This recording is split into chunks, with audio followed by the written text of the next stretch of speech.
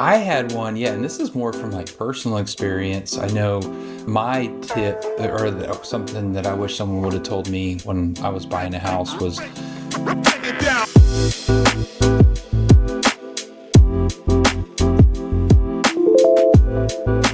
Cody, welcome back to the Anchored in Real Estate podcast. The number of episodes doesn't even matter anymore because there's so many that who's tracking. That's true. You're binge watching, you're getting great advice. That's right. And, just enjoy it. Like and subscribe. That's right. And then let us know what you're thinking. We'd love to hear it. So our show, if you're new to it, we're covering all things home and real estate and how it weaves in and out of our lives. Us in particular, because we're a couple of realtors, but also, everybody lives somewhere. And so what we've got kind of pertains to a whole lot of people. I am Johnny Dugan. My co-host is Cody Chimbars, the anchorman himself, a.k.a. Maverick. There it is. Cody's a longtime licensed real estate agent and realtor. Most importantly for us, he is the broker at Anchor Real Estate Advisors. Are you called the managing broker or simply broker? Just call me broker. That's right. Yeah. Just don't call me late for dinner. I don't Amen. care what you call me. Qualified, That's right. managing. Yeah. Just broker. Yeah. Bring all your problems to me. Broker. Yeah. I'll get into that joke on another episode. But. I'm Johnny Dugan. I am a licensed real estate agent and realtor here in Georgia as well. I am the self-proclaimed craftsman of the deal because you need a tagline.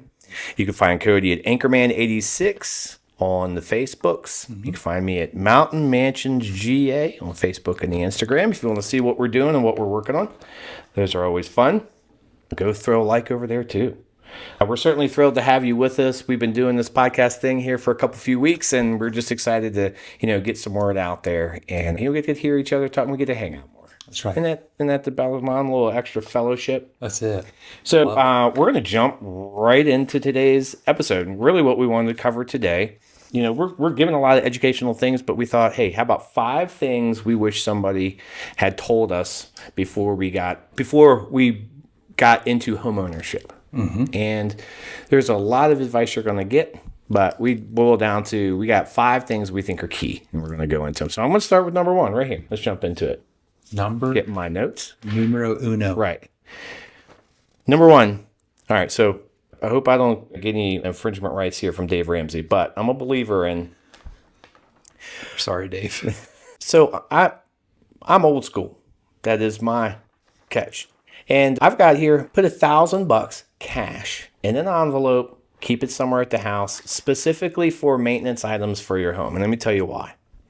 1, if you're a first-time home buyer and you're like, oh man, that payment's already kind of a kicker, and you've got a lot of things in your house that are expensive to replace and repair. And what I found is emergencies are not as big emergencies when you can cover them.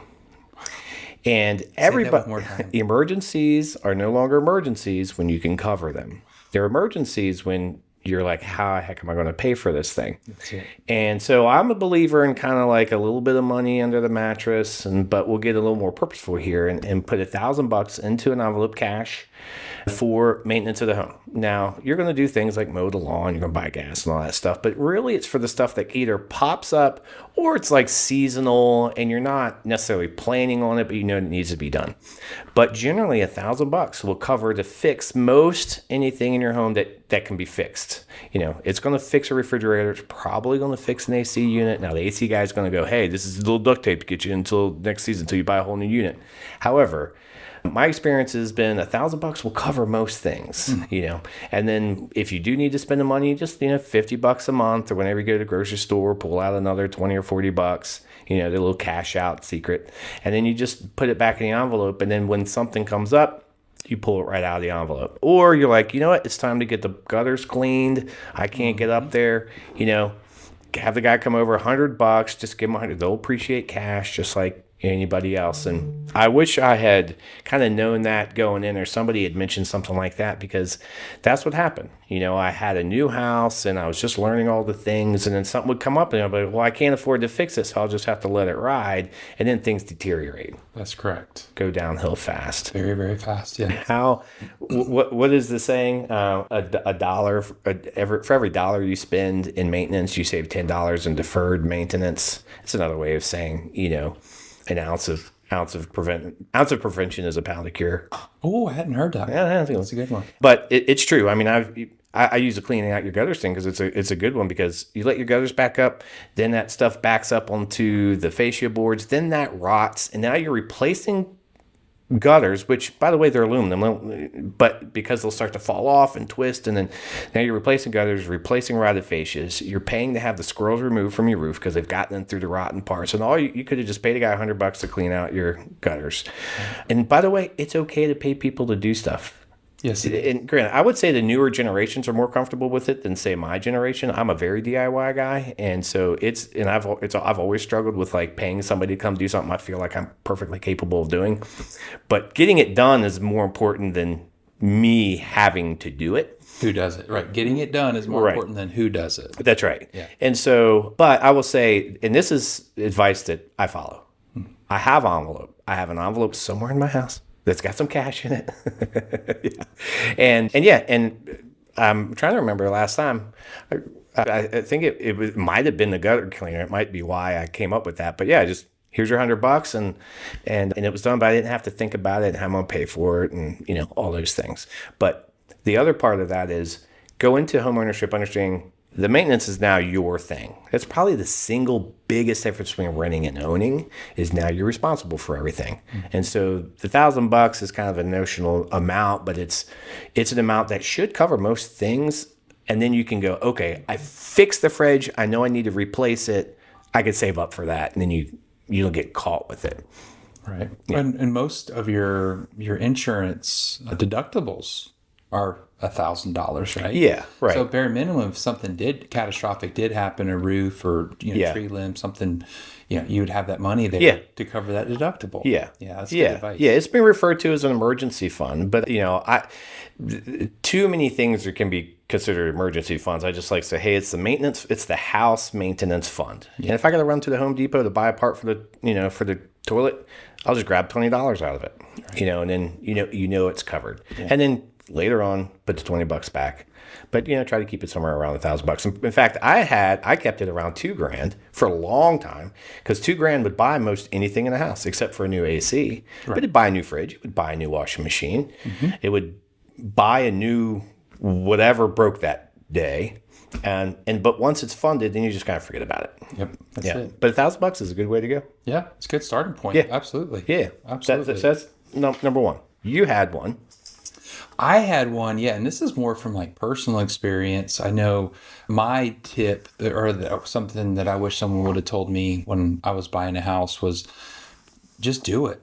Yeah. Right? Just do it. And, I was actually a licensed agent at that point, and wrote my own contract and negotiated my own deal, almost lost my deal because I was so ignorant. Like I was going to walk over them not paying closing costs. And thankfully the agent said, hey, this is their net, so just go up and they'll pay for close. Yeah. Oh, really? That's how it works. Right. Okay. Yeah. But, I wish I would have done it sooner. And I know, the position that we were in, and you've learned about me in the first episode, was that I was a former teacher. So I wasn't living with a lot of extra money. I mean, if you would have told me back then when I bought my house, I need to have $1,000 saved up, I would have said, well, where am I going to get that from, Johnny? So, and that may be something we can cover, couple episodes down the road, but I wish I would have done it sooner, because at the end of the day, I was paying $950 in an apartment, and it was a 2-bedroom. We were ground level. We had a smoker above us. We had a smoker next to us.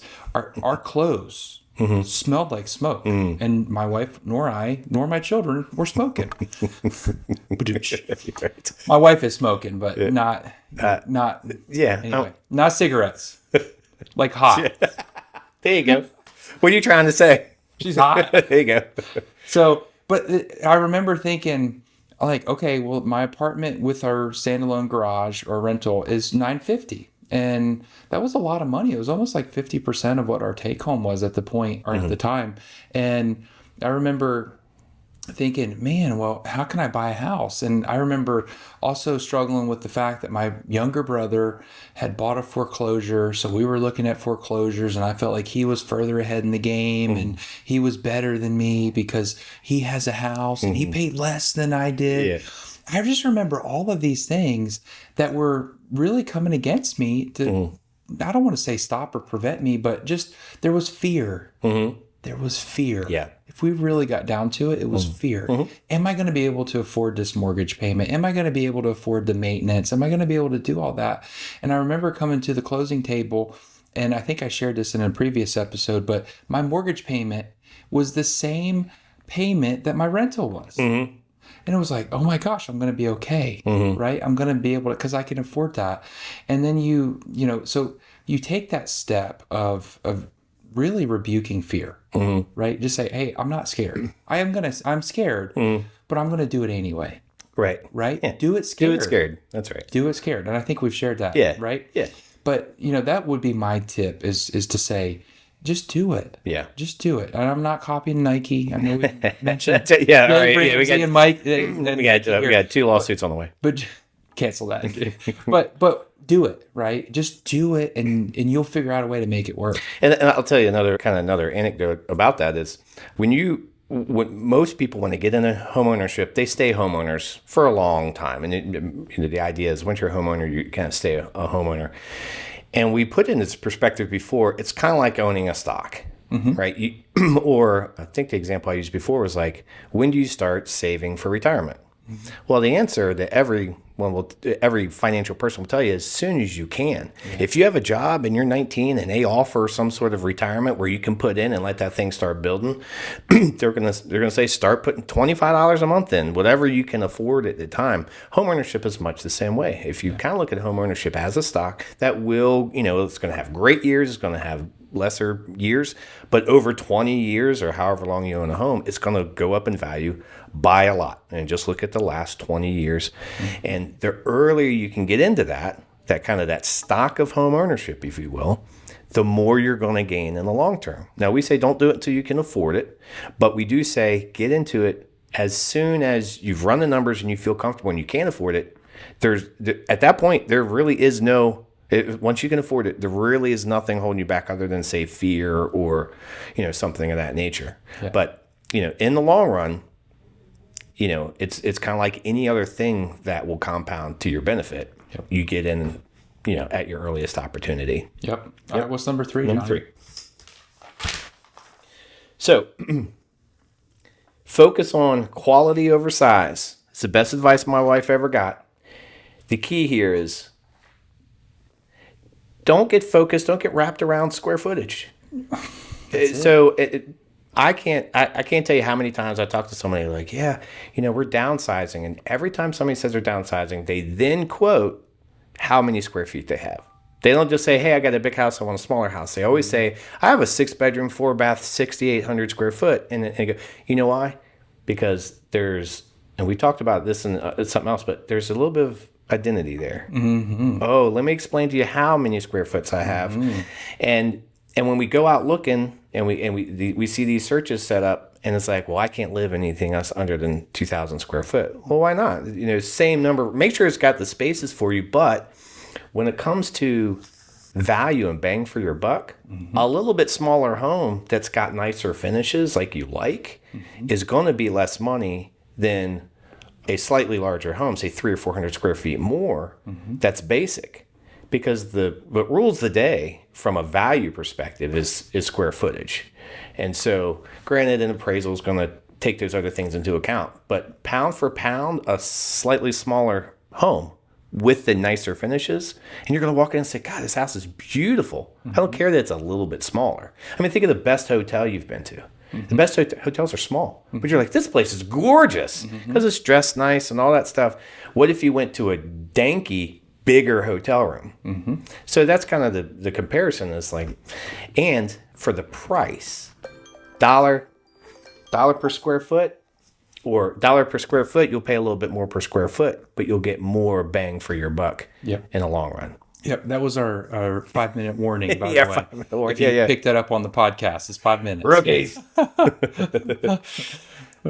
So yeah, that's my third, is that when you're going in and looking for houses, don't be afraid of looking at a house that square footage is a little bit smaller, but it could have, a big screen porch that doesn't count the square footage. It could have an unfinished basement, doesn't count the square footage. And when you say, oh, I can't live in anything under XYZ square footage, give the little guys a chance. That's right. We give the little guys a chance. All right. Okay, so number four. Number four is, and I kind of touched on this a little bit in number two, was that I was buying a house and feeling like I was comparing myself to my brother, and I remember that conversation with my father-in-law at the time, broker, and he said, you can't compare yourself, right? And so the thing I wish I would have, or someone would have told me, was, don't buy a house to impress somebody else, right? Buy something that you can afford, that fits your needs. That's it. Not what you want, right? I wanted a big house. I wanted this and I wanted that. But at the end of the day, I bought what I could afford. And in the long run, it worked out so much better than buying more house or a bigger payment than I could have afforded to. Because now all of a sudden we talk about this, and you've heard it, being house poor, right? Like, oh, my mortgage payment is XYZ and I can't afford to go on vacation, or I can't afford to fix my car, and all of a sudden you're house poor, right? But you've got this nice big house, and you're in that you can't leave. You're in the neighborhood that your prestigious neighborhood. And I'm not mocking or knocking anyone that's done that, right? But what I'm saying is, don't feel like you're behind the 8 ball if you haven't purchased a house yet. That's right. And don't purchase a house in order to impress somebody, including your family. Yeah, right? That's right. Because you get yourself in a pickle real quick. One of a similar thing to that is, there's a lot of, I've seen this in more recently, but there's a lot of younger buyers that want to buy the house they grew up in. Well, your parents spent 40 years to accumulate the ability to buy a little bit bigger home. It's don't expect a lateral move from your parents, over their careers and all the things to have a home like that. Humble yourself a little bit, and I would say I'd rather you get in with something small than say, hey, I'm gonna save up for that 5-bedroom job, Right. So it kind of weaves in the just do it part, but don't try to impress anybody. Right. Yeah, just get what fits, and then all the extra stuff, nobody cares about it. Right. Yeah, nobody cares. Yeah. Buy something that you love and it makes it work, and don't be house poor. That's right. Yeah, don't. Yeah, if you can help it, don't max it out. Yeah. So all right, that was 4. Number 5. All right. Now this one might be kind of specific to me and my personality, but I say invest in a good lawnmower. Let me explain. My first house that I bought back in the 1900s, I had my dad gave me his old lawnmower, and I remember to this day, it was probably from the 70s, and it had a Tecumseh motor on it, and it was basically your very basic lawnmower, but I thought it was great because it was a machine it was my very own, and I had my very own house and all that thing. And it was so hard to start. And every time I go to mow the lawn, it took me forever to get it going a lot. And I will say I didn't have a lot of extra money, but I probably had enough money to go get a better lawnmower. But again, I was like too prideful and all that. And then fast forward to where I go, you know what? Well, let me go take one step back. The problem with that was I would let the lawn grow, because I'm like, I don't feel like messing with that today. I don't feel like messing with that today. And then the kind of point here is, nothing will crush how your value, what your house looks like, or your value or your perception from your street, if you let the lawn get out of control. And so really it's kind of about get the right tools that make your life relatively easy on the critical stuff. And I've talked about maintenance before, but like, just the basic upkeep of the house. And it's somewhat of a joke, but not really. I can tell you that my life changed when I got a good lawnmower that I could pull start on the first time. And then I was like, it's not a pain. I won't put it off. I can just go do it. It's easy. I got this nice little tool that I can use.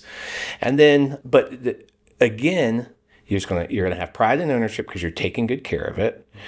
You're not ticking off all your neighbors, but most importantly is you're not burying yourself, with deferred maintenance. Yeah. So really, this is a joking way to say, get the right tools, and so that you can stay up on the maintenance and don't defer stuff like that. Right. And then the lawnmower part's just a good example. But I think it's true. Yeah. Go get yourself a good one that can take care of. Most folks around here, they're gonna have a lawnmower, have a lawn to take care of.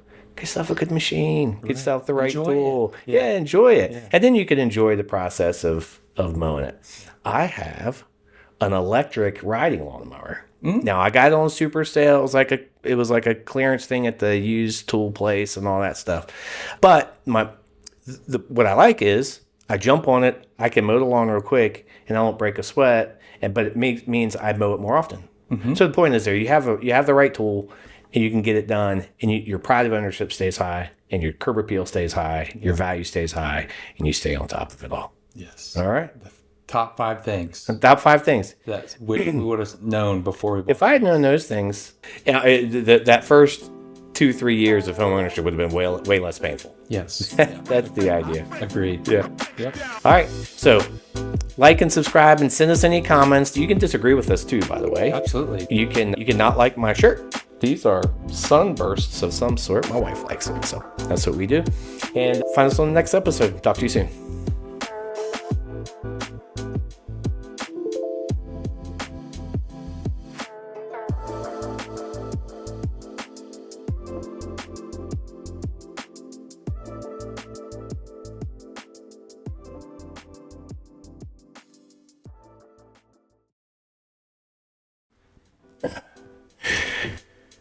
Recording. Oh. And you say can and will be used against you on the podcast. Water bottle.